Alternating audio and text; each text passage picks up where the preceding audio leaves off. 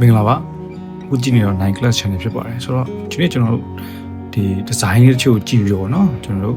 ဘယ်လိုပိုကောင်းအောင်လုပ်မလဲပေါ့เนาะဘာလို့လိုအပ်နေလဲဆိုတော့ကျွန်တော်လုပ်ပေးသွားမယ်ဆိုတော့ Facebook သုံးရင်လည်းတွေ့တယ်ပေါ့เนาะ design လေးတချို့ကျွန်တော်content လေးလုပ်ဖို့တင်ထားတာရှိတယ်ဆိုတော့ညီမတို့ပြောချင်တာကဒီ brand တွေပေါ့เนาะဒီ Usot the Heritage Kitchen တို့နောက်ထပ်လာမဲ့တခြားပုံမှာပါတဲ့ brand တွေအကုန်လုံးကျွန်တော်ထိခိုက်လို့ခြင်းအလင်းမရှိပါဘူးဒီဗီဒီယိုလောက်ရခြင်းကသူတို့ focus ဆော်ကားတာမဟုတ်ဘူးလို့သူတို့ design တွေကျွန်တော်အပြည့်ပြောတာမဟုတ်ဘူးဘယ်လို improve လုပ်လို့ရမလဲပေါ့နော်ဒီ design တစ်ခုကျွန်တော်အားလုံးသိအောင် knowledge sharing လုပ်ရင်းနဲ့ဒီလိုအပ်တဲ့ဒီပုံလေးတွေကိုရှာရင်းနဲ့တွေ့တော့ပေါ့နော်အဲဒါဆိုကျွန်တော်ဒါလေးကိုဒီပညာပေးနေတဲ့ယူသုံးတာဖြစ်တယ်ကျွန်တော်ရဲ့အကျိုးစီးပွားအတွက်လည်းဘာမှမပါပါဘူးဆိုတော့ဒီဗီဒီယိုကနေလည်းကျွန်တော်ဘာမှမရပါဘူးနော်အဲဆိုတော့အရင်ဆုံးကျွန်တော် request လုပ်ပါတယ်ဒီပုံလေးသုံးပါမယ်ပေါ့နော်ဆိုတော့အဆင်ပြေရရှိရင်လည်းကျွန်တော်ပြောလို့ရပါတယ်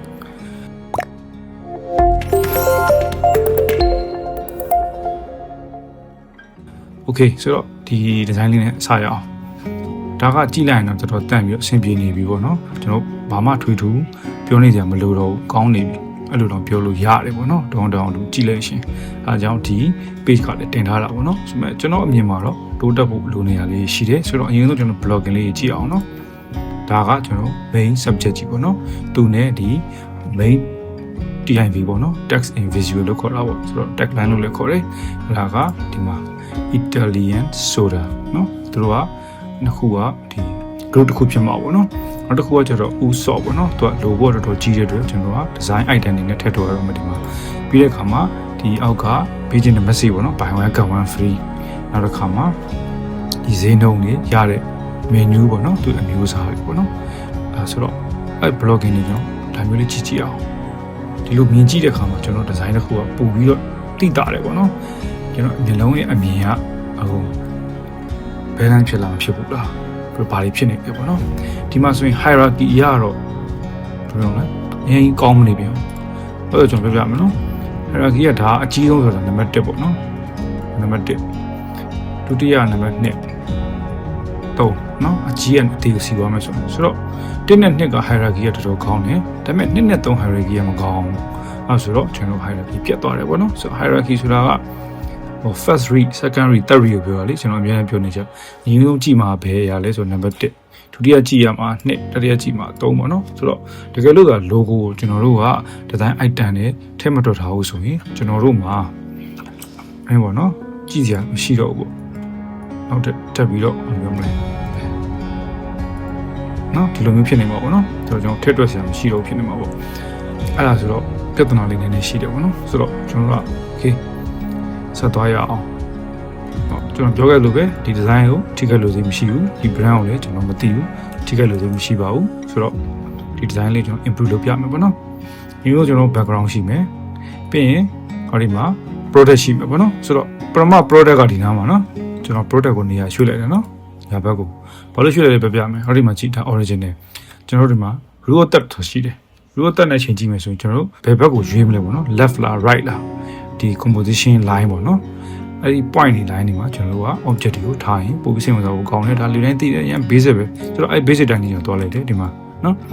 ဒီဘက်ကိုအရင်မကတ်တော့ဘူး space ပေးလိုက်တယ်ဟုတ်ပြီနော်ကျွန်တော်ဒီဘက်က white space ကနေဝိုင်းနေပါစေနော်ကျွန်တော် block လိုက်လေရတယ်ဒီအကွေးကောက်လေးကလှပါတယ်အဲ့မဲ့ကျွန်တော်ဒီလောက်ကြီးပြဖို့မလိုဘူးလေနော်ဟောဆိုတော့ဟုတ်ပြီလားကျွန်တော်ဒီလောက်လေးတွားလိုက်တယ်နော်ဒုတိယတစ်ခုကကျွန်တော်တို့ logo ဒီကိုရွှေ့လိုက်တယ်နော်okay logo ဆိုတော့အမြဲတမ်းအပေါ်ထောင်းမှာပဲထားရမယ်လို့မရှိဘူးလေ theory ကသူများထားလို့လိုက်ထားရင်လည်းအဲ့ဒါကြီးရိုးရလို့ဖြစ်သွားတာအဲ့တော့ဒီမှာဒါကအဓိက tag line ပေါ့နော်ဒါကဘာလေးလို့မင်းကျွန်တော်ဘာလီလို့ပြောရင်ပြောမှာကျွန်တော်ဟောဘာလီအချိုးကြီးပေါ့ပင်မွှားလေးတွေခတ်ထားတယ်ပေါ့နော်ကျွန်တော်အဲ့လိုမြင်ပေါ့ကျွန်တော်ဆိုတာမှမသိဘူးလေအဲ့ဆိုတော့ Italian ဆိုတာကိုမြင်မှကျွန်တော်ဒါ Italian ဆိုတာပဲမိုက်တွေဟာပြီးတော့ကျွန်တော်ဖြစ်မှာဆိုတော့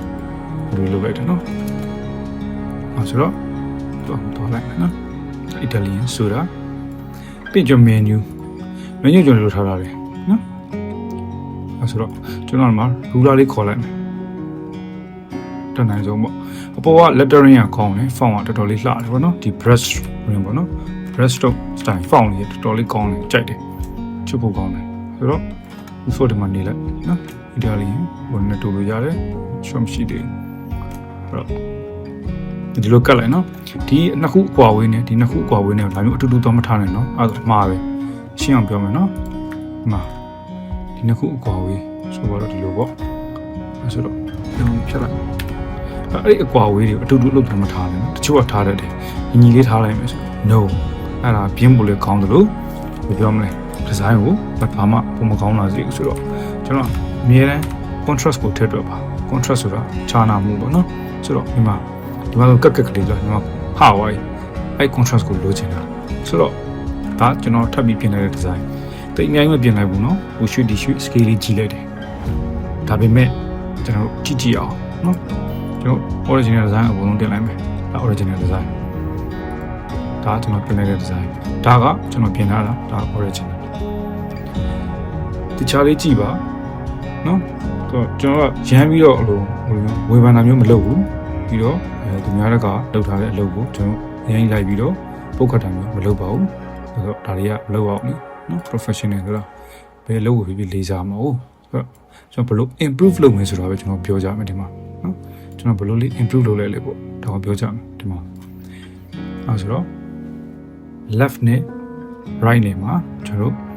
ဘယ်လိုမြင်လဲပေါ့နော်ကြည့်ပေါ့ဟုတ်ပြီလားကျွန်တော် logo ကျွန်တော်အောက်ချလိုက်တယ်ပြီးတော့သူ့ပေါ်မှာဒီဘယ်လိုပြောမလဲသူရတယ်ပေါ့နော်အီတလီယန်ဆိုတာမှာရတယ်ဒီအသီးအနှံတွေကိုပြီးတော့ဈေးနှုန်းတွေကိုတစ်ခါဒါမှထားလိုက်တဲ့ information တွေပေါ့နော်ပြောမယ်ဆိုရင်တော့ဒီမှာ main tagline ကိုပေါ်တင်လိုက်တယ်ပြီးတော့ skip ပို့ကြည့်လိုက်တယ်အဲ့ဒီတော့ကျွန်တော်တို့ကပြန်ပြီးကျွန်တော် design break down လုပ်ရမယ်ဆိုရင်အဲ့ကျွန်တော်တို့အောက်က green နဲ့ပိတ်ကြည့်အောင် okay ဆိုတော့ကျွန်တော်ဒီမှာ hierarchy ထွက်လာပြီဟုတ်တယ်နော်ဒါကျွန်တော်တရားချိန်ပြီးလုပ်တာမဟုတ်ဘူးကျွန်တော် visual pleasing ကိုကျွန်တော်ဦးတည်ပြီးလုပ်ခဲ့တာဒါပေမဲ့အလုပ်ဖြစ်တယ်ပေါ့နော်ဆိုတော့မကြည့်လိုက်ဒီကောင် site နဲ့နော်ဟုတ်တယ်ဆိုတော့ကျွန်တော်ခုနပြောခဲ့လို့ပဲဒါနံပါတ်1ဖြစ်မှာပေါ့နော် scale ဒါနံပါတ်2ဖြစ်မှာပေါ့နော်ဒါနံပါတ်3ဖြစ်မှာပေါ့ဆိုတော့ဒီနှစ်ခုကရှင်ကြည့်လိုက်ရင်အကြီးသေးကွာလားကွာတယ်ဆိုရင်ဒါ hierarchy ဖြစ်တယ်လို့ခေါ်တယ်ဟုတ်ပြီနော်အဲဆိုတော့ပထမဆုံးကျွန်တော်တို့ original တုန်းက hierarchy မှတ်သလား2နဲ့3ကမရှိဘူးလေအဲ့လိုကြီးနော်1နဲ့2ကအရင်ဖြစ်နေတယ်ဆိုတော့ဟို1နဲ့2က hierarchy ဖြစ်တယ်အနေတော်ပဲ2နဲ့3ကတော်တော်ဖြစ်တယ်အဲ့ဒါတော့ကျွန်တော်လိုက်ပြီးတော့ကြီးလို့မရအောင် logo ဖြစ်နေတဲ့အတွက်ဆိုတော့အဓိကကတော့နော်1နဲ့2ကအဓိကပဲ3ရဲ့ logo ကတော့ဒါဒီ page ကတင်လိုက်တာ ਨੇ ဒီဘယ်လိုမလဲဒီ brand ဆိုတာလူတိုင်းသိပြီးသားလေနော်ဆိုတော့ဖြစ်နိုင်ဒီကောင်လေးအပေါ်နဲ့တင်လို့ရတယ်တချို့ client တွေအရင်အောက်ကတ်နေတယ်ကြိုက်ဘူးလေဆိုတော့ save ဖြစ်အောင်ပေါ်လေးတင်လိုက်ပါတော့ margin ပါရတယ်ဆိုတော့ပိုင်းပါလေ okay ဒါကပထမဆုံးတစ်ပုံပေါ့နော်နောက်ထပ်ကျွန်တော်တစ်ပုံသွားရအောင်ဟုတ်ပြီဒါက master chef ကတင်ထားတဲ့ပုံပေါ့နော်ဆိုတော့ဒီ design ကိုကြည့်ကျွန်တော်အရင် busy ဖြစ်နေလို့ခံစားရတယ်ဟုတ်ပြီနော်အဲ့တော့ကျွန်တော် screenshot လေးရိုက်လိုက်ပြီးကျွန်တော် Photoshop တော့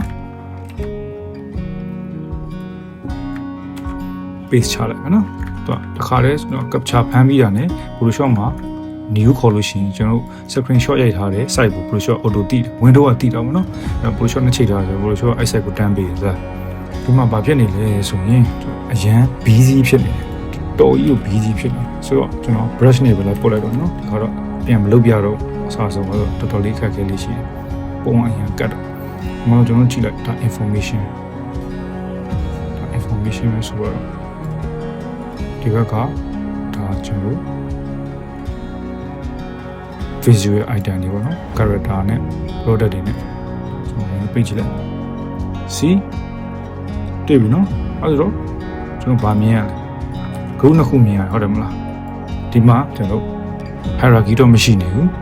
နောက်တစ်ခါ white space မတွေ့ဘူးလား white space ကအရင်နေဒီနားလောက်လေးပဲရှိတယ် white space ကဒီဘက်မှာ logo ရှိသေးလားမသိဘူးဟုတ်တယ်အဲ့ဆိုတော့ white space ကအရင်နေပေါ့နော်ပြောချင်တာဟုတ်ပြီလားဟုတ်ဒါပေမဲ့တွန်းတဲ့သူ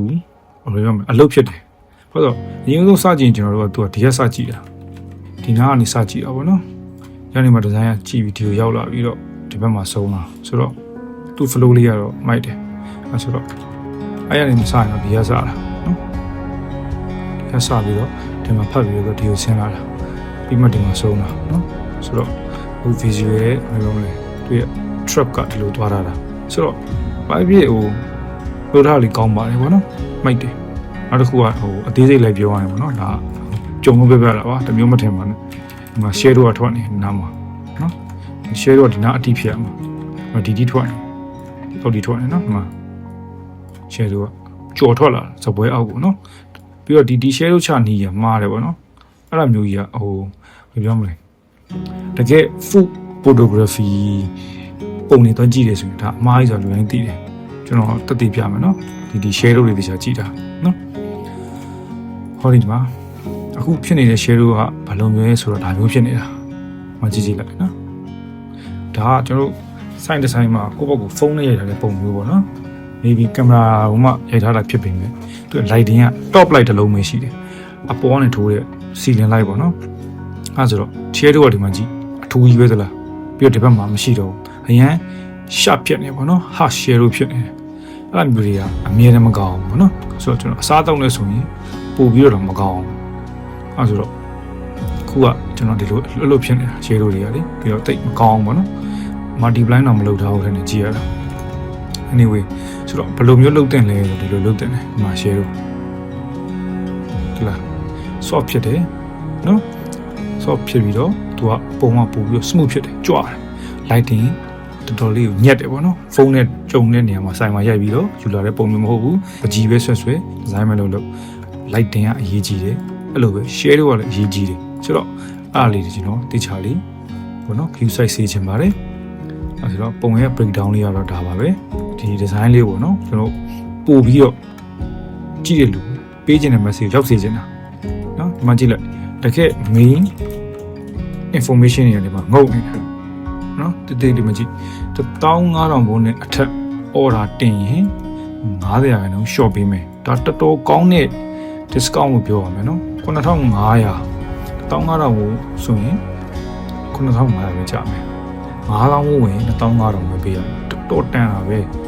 22 March ဆိုတော့မိသေးတယ်ဟာအခုမှကျွန်တော်20 March ပဲရှိသေးတယ်ဒီ design ဒီ video လုပ်နေတာ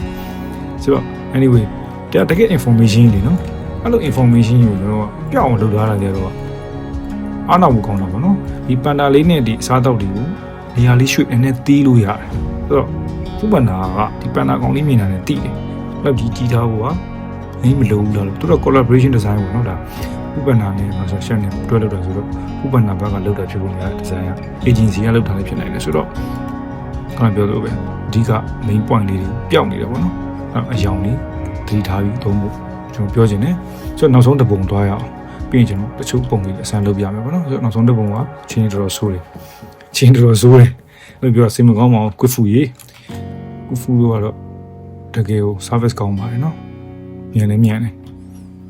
ပြီးတော့သူ့ရဲ့ character လေးလည်းချစ်စရာလေး mascot လေးဒီ design လေးကတော့ကျွန်တော်နည်းနည်းလောက်ပေါ့နော်မြင်တာလေးတွေပြပြချင်ပါတယ်စိတ်မဆိုးပါနဲ့ဘယ်ဆက်ကြည့်ရမလဲမသိကျွန်တော်သိတဲ့လောက်ကတော့နံပါတ်1ကဒီရပဲဒါကနော် group တစ်ခုနော်ပြီးရင် promo code ကနေစပြီးတော့ဒီကောင်က group တစ်ခုကျွန်တော်တို့ခွဲလိုက်မယ်ဟိုနောက်က background ဆိုတော့ထားလိုက်တော့နော် background တွေတော့မကောင်းဘူးလေဆိုတော့ကျွန်တော်ကြည့်အောင်see hierarchy နေနဲ့ဆိုရင်တိတ်ပြီးတော့ကောင်းမနေဘူးဒါ scale contrast ကိုကျွန်တော်ပြောတာနော် scale contrast ကိုရှင်းရှင်းပြတယ်အများတန်းဘာလို့ကျွန်တော် design မှာ area အကန့်အသတ်ရှိတယ်လေဘယ်လိုပဲဖြစ်ဖြစ်ဒီ area ထဲမှာကျွန်တော်ထည့်ချင်တာတွေအများများတဲ့အတွက်ဘာဦးစားပေးမလဲဆိုတာကိုကျွန်တော်သုံးဖြတ်ရမယ်ဟိုကလည်းဦးစားပေးခြင်းတယ်ဒီကလည်းဦးစားပေးခြင်းတယ်လို့မရဘူးပေါ့နော်အောက်ကအစိမ်း area တော့ဒါသိကြပါလေဒါသူက frame ပဲနော်တော့နံပါတ်1ပဲဒါနံပါတ်1ပဲနော်ဒါနံပါတ်2ပေါ့တင်းတည်တယ်ဒါပေမဲ့ contrast ကအလုံးမရှိဘူးလားနော်ဒါကျွန်တော်တွက်ပြတာအဲ့ဒါတစ်ပိုင်းထားလိုက်တော့ပေးခြင်းနဲ့ message အများကြီးဖြစ်နေတာ